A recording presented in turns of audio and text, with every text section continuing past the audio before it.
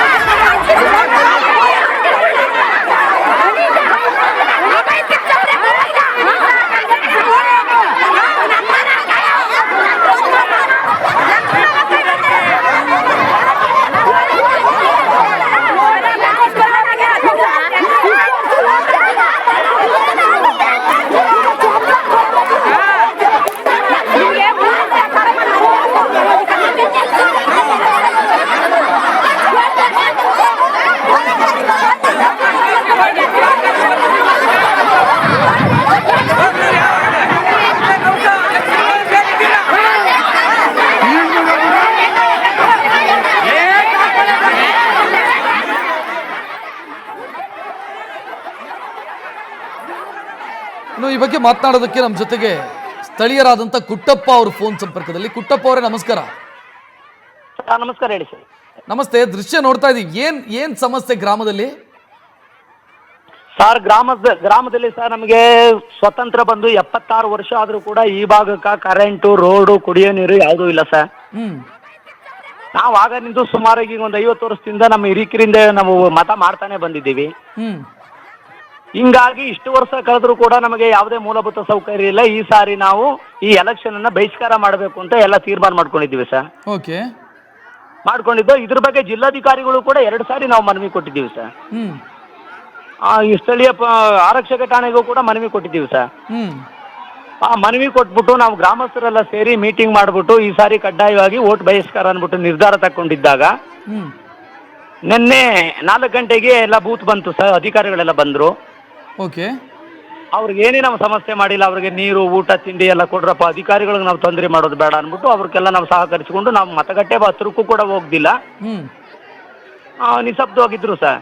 Okay, ಆಮೇಲೆ 10 ಗಂಟೆ ಆದ್ಮೇಲೆ ಇಲ್ಲಿ ಮೆಂದರೆ ಅಂದ್ಬಿಟ್ಟು 1 ಕಿಲೋಮೀಟರ್ ದೂರದಲ್ಲಿದೆ ಸರ್. ಮೆಂದರೆ ಅವರು ಇಲ್ಲಿಗೆ ಬರಬೇಕು ಮತ ಹಾಕೋಕೆ. ಅವರು ನಾವೆಲ್ಲ ಸೇರಿ ತಗೊಂಡಿದ್ದ ನಿರ್ಧಾರ. ಹಂಗಾಗಿ ಮಹದೇಶ್ವರ ಬೆಟ್ಟ ಪೊಲೀಸ್ ಠಾಣೆಯಿಂದ ಇನ್ಸ್ಪೆಕ್ಟ್ರು ಸುಮಾರು ಅದ್ರ ಜೊತೆಗೆ ಒಂದು 10 ಪೊಲೀಸ್ನವ್ರು ಹೋಗಿ ಅವ್ರನ್ನ ಮನವೊಲಿಸಿ ಅವ್ರನ್ನ ಬೆದರಿಸಿ ಒಟ್ಟಿಗೆ ಕರ್ಕೊಂಬತ್ತಿದ್ರು ಸರ್. ಕರ್ಕೊಂಬಂದಿದ್ದಾಗ ನಾವು ಇಷ್ಟು ಸತತವಾಗಿ ಒಂದು 2 ತಿಂಗಳಿಂದ ಹೋರಾಟ ಮಾಡ್ತೀವಲ್ಲ, ನೀವು ಯಾಕೆ ಈ ರೀತಿ ಮಾಡ್ತಾರೆ ಹಂಗೆ ಹಿಂಗೆ ಅನ್ಬಿಟ್ಟು ಸ್ವಲ್ಪ ಮಹಿಳೆಯರು ಬಾಯಿ ಬಡ್ದಿದ್ದಾರೆ ಸರ್. ಓಕೆ, ಅವರು ಮಹಿಳೆಯರ ಗಲಾಟೆ ಮಾಡಿದ್ಮೇಲೆ ಇನ್ಸ್ಪೆಕ್ಟರ್ ಖುದ್ದಾಗಿ ಲಾಠಿ ಚಾರ್ಜ್ ಮಾಡಿದ್ರು. ಲಾಠಿ ಚಾರ್ಜ್ ಮಾಡಿದ್ಮೇಲೆ ಗಲಾಟೆ ಸ್ಟಾರ್ಟ್ ಆಗೋಯ್ತು ಸರ್. ಓಕೆ, ಈಗ ಏನಾಗಿದೆ ಗ್ರಾಮದಲ್ಲಿ? ಆ ನಂತರ ಮತದಾನ ಏನಾದ್ರು ಮಾಡಿದ್ರಾ ನಿಮ್ಮ ಗ್ರಾಮಸ್ಥರು, ಅಥವಾ ಇನ್ನೂ ನೀವು ಅದೇ ನಿರ್ಧಾರನ? ಇಲ್ಲ, ಇನ್ನೂ ಅದೇ ನಿರ್ಧಾರ. ಮತ ಇಲ್ಲ, ಎಲ್ಲ ಸರ್ ಬೂತ್ ಎಲ್ಲ ಹೊಂಟೋದ್ರು ಸರ್. ಅಧಿಕಾರಿಗಳೆಲ್ಲ ಹೋಗ್ಬಿಟ್ರು ಸರ್. ಕ್ಲೋಸ್ ಮಾಡ್ಕೊಂಡೇ ಹೋಗ್ಬಿಟ್ರೆ? ಕ್ಲೋಸ್ ಮಾಡ್ಕೊ ಮತಪೆಟ್ಟಿಗೆ ಗಿತಪೆಟ್ಟಿಗೆ ಏನೂ ಇಲ್ಲ ಸರ್. ದುಂಬಿ ಗಲಾಟೆಲಿ ಎಲ್ಲ ಇದಾಗೋಯ್ತು. ಎಲ್ಲ ಹೋಗ್ಬಿಟ್ರು ಅವ್ರ ಬಾಡ್ಗ ಅವರು. ಓಕೆ, ಈಗ ನೀವು ಎಷ್ಟು ಸಮಯದಿಂದ ಕೇಳ್ತಾ ಇದ್ದೀರಿ ಕುಟ್ಟಪ್ಪ ಅವರೇ, ಇಲ್ಲಿ ಈ ರೀತಿ ಆಗಿದೆ, ನಮ್ಮ ಪರಿಸ್ಥಿತಿ ಹಿಂಗಿದೆ ಅಂತ? ನಮ್ಮ ಪರಿಸ್ಥಿತಿ ಹಿಂಗಿದೆ ಅಂತ ಸುಮಾರು ನಾವು ಸತತವಾಗಿ ಕೇಳ್ಕೊಂಡಿದ್ದೀವಿ ಸರ್. ಬರೋ ಮಿನಿಸ್ಟರ್ ಎಲ್ಲ ಕೇಳಿದ್ದೀವಿ, ಬಂದಂತ ಅಧಿಕಾರಿಗಳೆಲ್ಲ ಕೇಳಿದ್ದೀವಿ. ಹಂಗಾಗಿ ಈಗ 26/2/2004 ವಿಧಾನಸಭೆದು ಕೂಡ ಕೊಟ್ಟಿದ್ದೀವಿ ಸರ್. ನಾವು ಮುಖ್ಯಮಂತ್ರಿಗಳಿಗೆ, ಉಪಮುಖ್ಯಮಂತ್ರಿಗಳಿಗೆ, ಫಾರೆಸ್ಟ್ ಮಿನಿಸ್ಟರ್ಗೆ ಇವ್ರಿಗೆಲ್ಗೂ ಕೂಡ ನಾವು ಮನವಿ ಸಲ್ಲಿಸ್ಬಿಟ್ಟು ಬಂದಿದ್ದೀವಿ ಸರ್. ಹಂಗಾಗಿ ಜಿಲ್ಲಾಧಿಕಾರಿಗಳ ಆಫೀಸ್ಗೆ 2 ಸಾರಿ ಹೋಗಿದ್ದು ಸರ್. ಜಿಲ್ಲಾಧಿಕಾರಿಗಳು ಖುದ್ದಾಗಿ ಇಲ್ಲಿಗೆ ಭೇಟಿ ನೀಡಿದ್ರು. ಖುದ್ದಾಗಿ ಇಲ್ಲಿ ಭೇಟಿ ನೀಡಿದ್ಮೇಲೆ ಆಯ್ತಪ್ಪ, ನೀವು ಮತ ಹಾಕೋ ಅಷ್ಟೊತ್ತಿಗೆ ನಾನು ಏನಾರು ಒಂದು ವ್ಯವಸ್ಥೆ ಮಾಡ್ತೀನಿ ನಿಮಗೆ. ಕಳೆದ ವಿಧಾನಸಭೆ ಎಲೆಕ್ಷನ್ಗೆ ವೋಟ್ ಮಾಡಿದ್ರ ನಿಮ್ಮ ಗ್ರಾಮದವರು? ಹೌದು ಸರ್, ಹಿಂದೆ ಮಾಡಿದ್ದೆವು ಸರ್. ಎಲ್ಲಾ ವೋಟು ಮಾಡಿದ್ದೆವು ಸರ್. ಆಗ್ಲೇ ಇದೇ ರೀತಿ ಇತ್ತ ಸಮಸ್ಯೆ? ಯಾವತ್ತೂ ಇದೇ ಸಮಸ್ಯೆ ಸರ್, ಯಾವತ್ತೂ ಇದೇ ಸಮಸ್ಯೆ. ಏನಂತ ಯಾಕೆ ಮಾಡಕ್ಕಾಗಲ್ಲ ಅಂತ? ರೋಡ್ ಅಂದ್ರೆ ಅರಣ್ಯ ಭೂಮಿ ಅಂತನ, ಏನ್ ಕತೆ? ಅವರು ಸರ್ ನಮಗೆ ಮಧ್ಯ ಫಾರೆಸ್ಟ್ನವರು ನಮಗೆ ಅವಕಾಶ ಕೊಡ್ತಿಲ್ಲ ಅಂತ ಅಧಿಕಾರಿಗಳು, ರಾಜಕಾರಣಿಗಳು ಹೇಳಿಕೆ. ಫಾರೆಸ್ಟ್ ಅವರೇ ಕೇಳಿದ್ರೆ ಯಾರು ನಾವು ಈ ಊರು ಕರೆಂಟ್ ಕೊಡ್ತೀವಿ ರೋಡ್ ಕೊಡ್ತೀವಿ ಅಂತ ಯಾರು ನಮ್ಗೆ ಅರ್ಜಿ ಕೊಟ್ಟಿಲ್ಲ ಅಂತ ಫಾರೆಸ್ಟ್ ಅಲ್ಲ ಈಗ ರೋಡ್ ಕೊಡೋದಕ್ಕೆ ಅಥವಾ ಕರೆಂಟ್ ಕೊಡೋದಕ್ಕೆ ಏನು ಅರಣ್ಯ ಭೂಮಿ ಅಂತ ಪ್ರಾಬ್ಲಮ್ ಏನಿಲ್ವಲ್ಲ, ಏನ್ ಸಮಸ್ಯೆ? ನೀವು ಎದ್ದು ಹೋಗಬೇಕು ಅಂತ ಏನಾದ್ರು ಕಾಯ್ತಾ ಇದ್ದಾರಾ ಹೆಂಗೆ? ಗೊತ್ತಿಲ್ಲ ಸರ್, ಅದೊಂದು ಗೊತ್ತಿಲ್ಲ ಸರ್. ರಾಜಕಾರಣಿಗಳು ಮತ್ತೆ ಅಧಿಕಾರಿಗಳು ಕೇಳಿದ್ರೆ ನಮಗೆ ಅರಣ್ಯದವರು ನಮಗೆ ಅವಕಾಶ ಕೊಡ್ತಾ ಇಲ್ಲ, ನಾವು ಮಾಡೋಕೆ ಸಿದ್ಧವಾಗಿವಿ ಅಂತ ಹೇಳ್ತಾರೆ ಸರ್ ಅವರು. ಹಿಂಗಾಗಿ ಅರಣ್ಯದವ್ರನ್ನ ಕೇಳಿದ್ರೆ ಇಲ್ಲಪ್ಪ ನಿಮಗೆ ರೋಡ್ ಮಾಡಬೇಕು ಕರೆಂಟ್ ಮಾಡಬೇಕು ಅಂತ ಯಾವುದು ನಮಗೆ ಮನವಿ ಕೊಟ್ಟಿಲ್ಲ, ಯಾವುದು ಅರ್ಜಿಗಳು ನಮಗೆ ಬಂದಿಲ್ಲ, ನಮ್ಮಿಷ್ಟಿಗೆ ಏಕೈಕಿಲ್ ಸುಮ್ಮನೆ ಬಾಯಿ ಮಾತಲ್ಲಿ ಕೊಟ್ಬಿಡೋಕ್ಕಾಗೋದಿಲ್ಲ ಅಂತ ಅವರು ಫಾರೆಸ್ಟ್ ಅಧಿಕಾರಿಗಳು ಹೇಳ್ತಾರೆ ಸರ್. ಈಗ ಏನು ಒತ್ತುವರಿ ಅಂತ ಏನಾದ್ರು ಕತೆ ಹೇಳ್ತಾರ ಏನು? ಯಾವುದೂ ಇಲ್ಲ ಸರ್, ಬ್ರಿಟಿಷರ್ ಕಾಲದಿಂದ ವಾಸವಾಗಿರ್ತಕ್ಕಂಥ ಭೂಮಿ ಸರ್ ಇದು, ಈಗಿಂದಲ್ಲ ಸರ್. ನಾವು ಮಾರೇಶ್ವರ ಬಂದಾಗ್ಲಿಂದವೇ ಇಲ್ಲಿ ವಾಸ ಮಾಡ್ಕೊಂಡಿರ್ತಾರೆ ಜನ. ಯಾವುದೇ ಮೂಲಭೂತ ಸೌಕರ್ಯ ಇಲ್ಲ. ಇವತ್ತು 6 ಗಂಟೆ ಆದ್ರೆ ಮನೇಲಿ ಕತ್ಲೇಲಿ ಊಟ ಮಾಡಬೇಕು ಸರ್. ಮೊದಲಾದ್ರೂ ಸೀಮೆಣ್ಣೆ ಕೊಡ್ತಿದ್ರು, ಆ ಸೀಮೆಣ್ಣೆ ಬೆಳಕಿನಿಂದ ಜೀವನ ಮಾಡ್ತಿದ್ದು, ಈಗ ಸೀಮೆಣ್ಣೆನೂ ಇಲ್ಲ. ಓಕೆ 6 ಗಂಟೆ ಆದ್ರೆ ನಾವು ಊಟ ಮಾಡ್ಬಿಟ್ಟು ಸುಮ್ಮನೆ ಮಲಗಿರ್ಬೇಕು ಸರ್. ಈಗ ಆಯ್ತು, ಈಗ ವೋಟ್ ಮಾಡ್ಲಿಲ್ಲ, ಇವತ್ತು ನೀವು ಬಹಿಷ್ಕಾರ ಮಾಡಿದ್ರಿ, ಮುಂದಕ್ಕೇನು ಪುಟ್ಟಪ್ಪ ಅವರೇ? ಸರ್ ಮುಂದಕ್ಕೆ ಗೊತ್ತಿಲ್ಲ ಸರ್, ನೋಡ್ಬೇಕು, ಸತತ ಹೋರಾಟ ಮಾಡ್ಬೇಕು ಇದ್ರ ಬಗ್ಗೆ.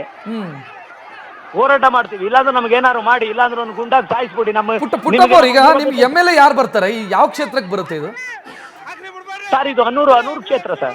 ಹನೂರು ಕ್ಷೇತ್ರಕ್ಕೆ ಬರುತ್ತಾ ಇದು? ಹೌದು ಸರ್, ಹೌದು ಸರ್. MLAಗೆ ಹೇಳಿದಿರ ನೀವು ಹಿಂಗಿದೆ ಪರಿಸ್ಥಿತಿ? ಹೇಳಿದ್ದೀವಿ ಸರ್, ಎಲ್ಲಾ MLAಗಳಿಗೂ ಹೇಳಿದ್ದೀವಿ ಸರ್. ನರೇಂದ್ರ ಕಾಂಗ್ರೆಸ್ ಅಲ್ಲಿ ಸತತವಾಗಿ 15 ವರ್ಷ ಅವ್ರೊಬ್ಬರೇ ಆಳ್ವಿಕೆ ಮಾಡಿದ್ರು. ಹೌದು. ಈಗ JDS ನವರು ಸರ್, ಈಗ JDS ತಾನೇ ಅಲ್ಲಿ? ಈಗ JDS ಮಂಜುನಾಥ್ ಸರ್. ಅವ್ರಿಗೆ ಹೇಳಿದಿರಾ? ಮಂಜುನಾಥ್ ಅವ್ರಿಗೆ ಏನಾದ್ರು ಹೇಳಿದಿರಾ? ಹೇಳಿದ್ದೀವಿ ಸರ್, ಅವರು ಖುದ್ದಾಗಿ ಬಂದು ಗ್ರಾಮನೇ ನೋಡಿದ್ದಾರೆ, ನಮ್ಮ ಕುಂದುಕೊರತೆಗಳನ್ನೆಲ್ಲ ನೋಡಿದ್ದಾರೆ. ಅವ್ರಿಗೂ ಹೇಳಿದ್ದೀವಿ ಸರ್. ಏನಾದ್ರು ಸ್ಪಂದಿಸಿದ್ರಾ? ಮಾಡಿಕೊಡ್ತೀನಿ ಅಂತ ಹೇಳ್ತಾರ ಏನು? ಆಗ ಹೇಳಿದ್ರು ಸರ್, ಇಲ್ಲ ಆಗಿದೆ, ರೋಡು ಕರೆಂಟ್ ಎಲ್ಲ ಸ್ಯಾಂಕ್ಷನ್ ಆಗಿದೆ, ನಿಧಾನವಾಗಿ ಆಗುತ್ತೆ ಅಂತ ಹೇಳಿದ್ರು ಸರ್. ಓಕೆ. ಆದ್ರೂ ಕೂಡ ಆಗಿಲ್ಲ ಸರ್, ಬರೀ ಆಶ್ವಾಸನೆ. ಅದೇ ಹೇಳಿದ್ರಿ ನೀವು, ಒಂದು 40-50 ವರ್ಷದಿಂದ ಇದೇ ಕತೆ ಹೇಳ್ಕೊಂಡು ಬರ್ತಾ ಇದ್ದಾರೆ ಅಂತ. ಹೌದು, ಇದೇ ಕತೆ ಹೇಳ್ಕೊಂಡು ಬರ್ತಾ ಇದ್ದಾರೆ ಸರ್. ಓಕೆ, ಆಗ್ಲಿ ಪುಟ್ಟಪ್ಪ ಅವರೇ, ನಾವು ಗಮನಕ್ಕೆ ತರುವಂತ ಪ್ರಯತ್ನ ಮಾಡ್ತೀವಿ. ಹನೂರು MLA ಗಮನಕ್ಕೆ ತರುವಂತ ಪ್ರಯತ್ನ ಮಾಡ್ತೀವಿ. ಯಾಕಂತಂದ್ರೆ ಇದು ಶಾಸಕರ ವ್ಯಾಪ್ತಿಗೆ ಬರುತ್ತೆ, ಅವ್ರ ಕ್ರಮ ಕೈಗೊಳ್ಳಬೇಕಿದ್ರ ಬಗ್ಗೆ, ಮತ್ತು ಜಿಲ್ಲಾಡಳಿತ ಕ್ರಮ ಕೈಗೊಳ್ಳಬೇಕಿದ್ರ ಬಗ್ಗೆ. ಸರಿ sir. Yes thank you Puttappa ಅವರೇ. ನ್ಯೂಸ್ ಫಸ್ಟ್, ನಿರ್ಭೀತಿಯಿಂದ ನಿಮ್ಮ ಪರವಾಗಿ.